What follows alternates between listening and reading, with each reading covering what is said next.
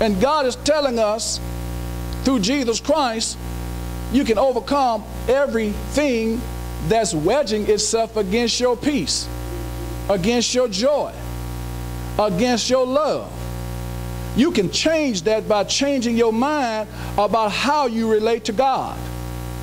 When you begin to relate to the Word of God and say, God, I'm looking at your Word and I'm going to adapt to your Word. I'm going to change to your Word, and I'm not going to let my neighborhood, I'm not going to let the politicians, I'm not going to let the TV programs and all the latest things of this society dictate to me how I should stand, what I should do. I'm going to believe your Word, and I'm going to put that as a priority first in my life.